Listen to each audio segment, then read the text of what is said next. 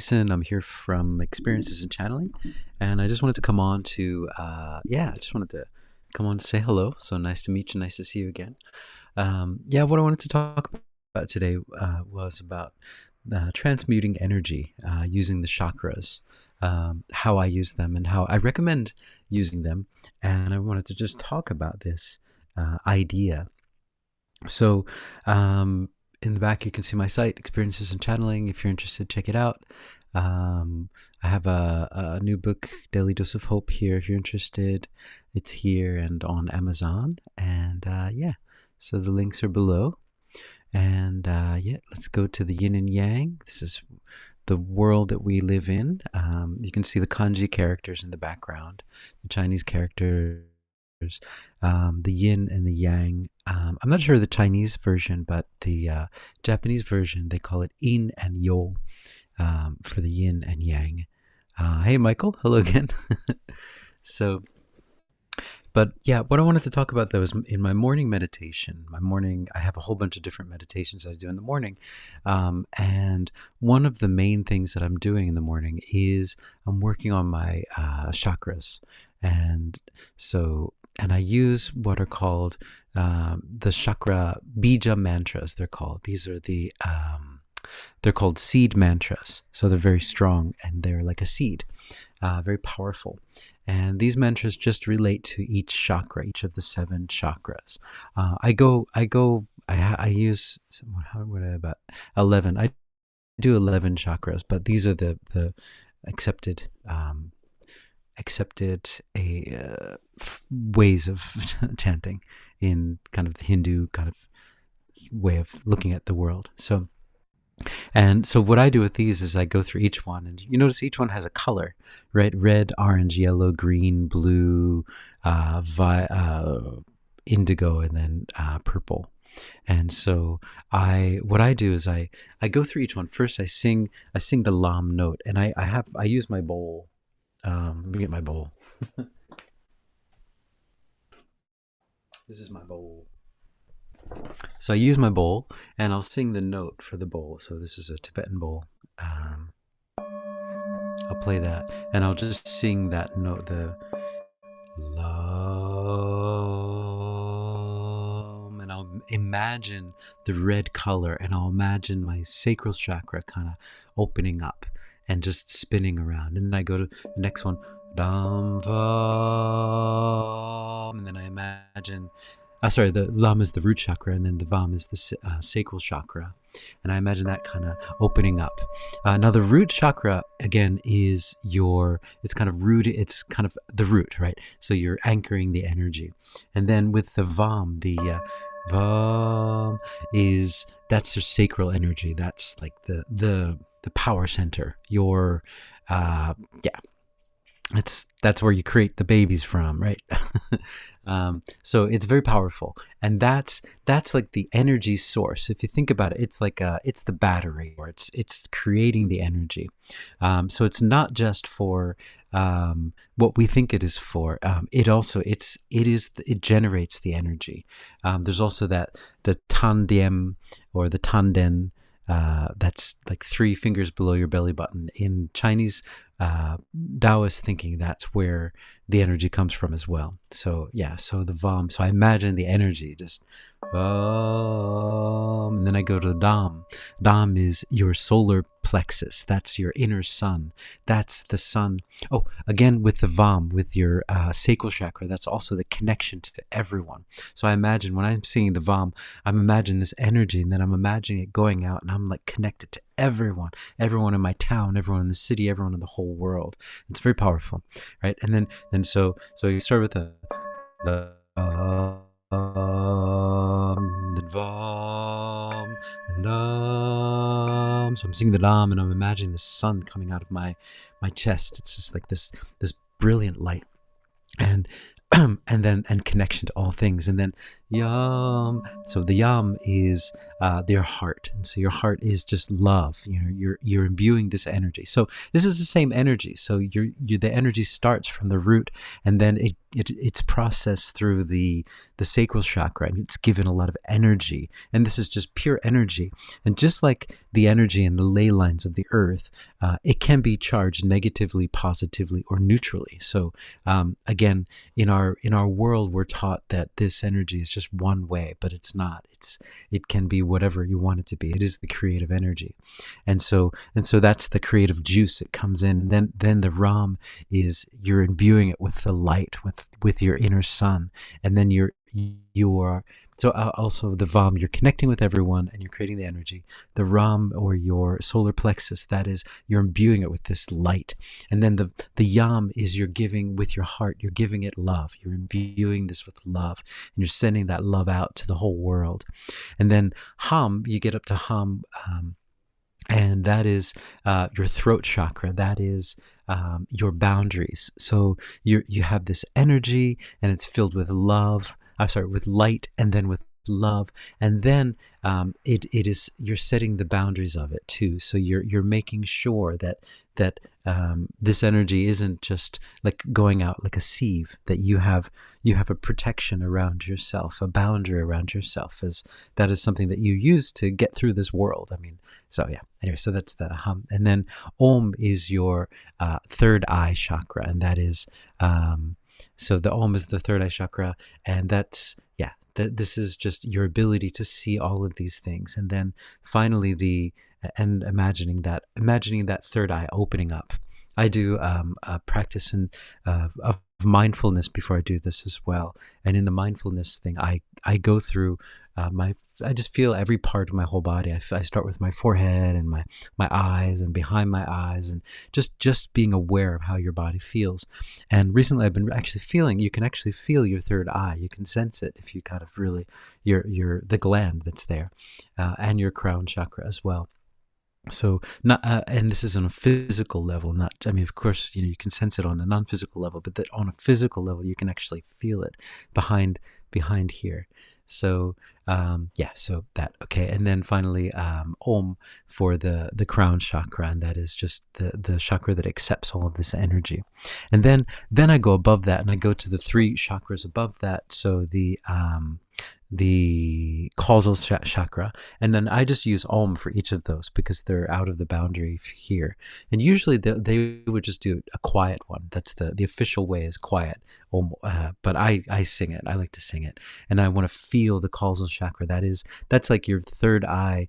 That's like the place where you see everything. It's a few feet above your head, and this chakra is what allows you to see things that are not visible with your physical eye. And then you go to your soul star chakra, and that's where you connect with your past lives, future lives, all this kind of stuff. So singing that, and then finally your connection to source, and to your higher self, that chakra. And then finally at the end of that, I'll go all the way down to the earth star chakra. So you're at the bottom of your feet, and that one I'll just do this really low sound.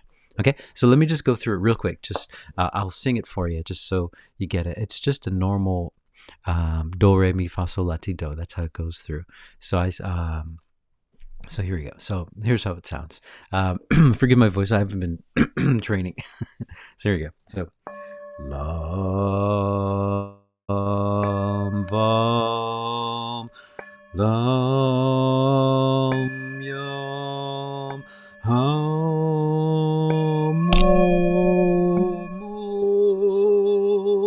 Then I drop down an octave to get to the higher ones.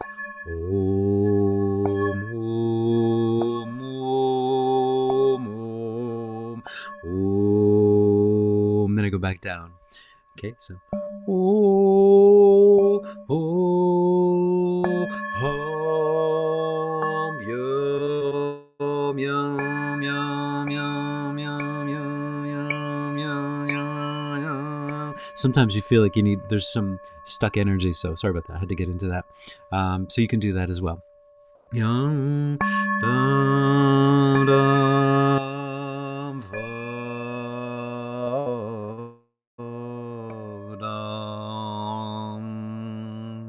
I like to add a little frill there, and then I go down to the Earth Star chakra. So I just get as low as I can get. So,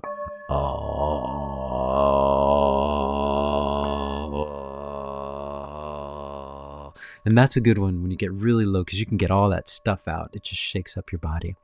And then after I do all the chakras, then I just do one where I'm imagining all of my chakras are lit up all at once. And so I'll just sing a random note that fits well.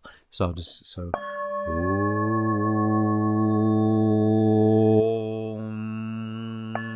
3 times. Om, Om.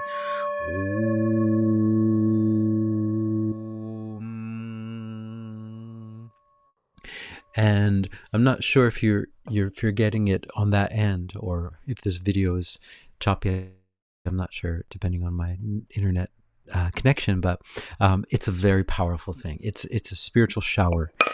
It clears you out, and I really recommend it in the morning. And then, so after that, there's a few other meditations I go into, and then I do my Course in Miracles meditation. But this is a good one for just really clearing out all that energy. And that last one that you go for your Earth Star chakra, it's super powerful. Cause all the stuff that's kind of, you just shake it up with this, and you can get as loud or soft as you want, depending on your mood. But I wanted to talk about this because it just reminded me of this whole idea of transmuting energy, because that's what we're here, right, doing, right? We are this higher level energy. We're love energy, but we come down here with these bodies that are able to plug into these other chakras, these kind of lower things like the sacral, and these are the root chakra, the Earth Star chakra. Not necessarily lower in a negative way, but just not. This is not the spectrum that we are usually plugged into. And that's also the dichotomy when we come down here. That goes back to the yin and yang concept. That's the issue, right? Because we're not really built this way. We're just built of love. But when we come down here, we get this array of ways of experiencing energy, and at times we can get stuck in them because it's new for us. We're just love. We're like, hey, love, man. Ooh, whoa, what is this? Sacral, whoa, and addictions and all kinds of things. And that's what we figure out. That's what we learn down here. We kind of learn how to understand all of these ways of perceiving things that we usually aren't available to us. And from what I've heard, it's not really available to many other species around the universe. So we have a very special gift that we're able to use these chakras. And so on the usual everyday life, we're usually stuck down in the lower chakras. We're stuck in lust, or in fear, or in survival mode, and we rarely get up to the heart or to the throat. But if you're able to do this, so if you're able to, because these energies, it's all for us, and we have this ability to get that energy and transmute it. And this transmuting of energy, you think of it as like steps. It just takes like moving steps up. And this is part of what I think us as light workers, this is what we're here to do, is to kind of step up all this energy around us. So this is the forgiveness practice that the Course in Miracles talks about. The Course in Miracles talks about is just because forgiveness is a way of processing this energy up. It's not, you don't get stuck in the judgment phase. You instead, you move it through. You try to see the backstory. You try to understand. I don't know what it's for. Okay, send love into it, and all, so. And then finally, you get to the point where you can actually see the overall picture, or at least as overall as we can get being down here. So yeah, I wanted to share that because this transmuting energy also applies to when you are clearing dark spaces or dark energies. As we all have in our towns, in our areas, there's always different spots, different areas, different townships and things like that, where it's just like, whoa, what the hell is going on in this place? There's something real dark here. And when we're called to clear that, And I think that's really important when we're called to clear it. So when I first started clearing things, I was clearing everything willy-nilly. I was just like, I'm going to clear this darkness of here and here. And I got into a lot of trouble spiritually. There was a lot of attacks because they're like, I don't, yeah, I think I've gone into that before, but so yeah, you don't do that. You just, when you're called to, when you get the call from spirit to clear space, then you go in and clear it. And how do you clear it, right? So this is another really important issue, is how do you clear it? You will be guided on how to clear it. There isn't like a one special technique. This is something I think is also really important that I've been learning, is don't get caught up on all these techniques. This is the way to do it. This is, you will be guided. Yeah, everyone has their own way of going about all this stuff. So don't be fooled by it. This one technique is the way, yeah. The way is the way that you're taught by your guides.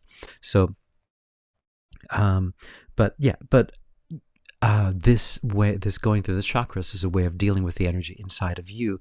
And this could also, I haven't really practiced with this, with actually clearing energy, but this would be an interesting way of going out and clearing a space as well, just singing through the chakras of that space.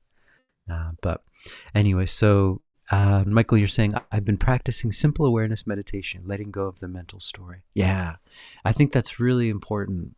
And it's important as well.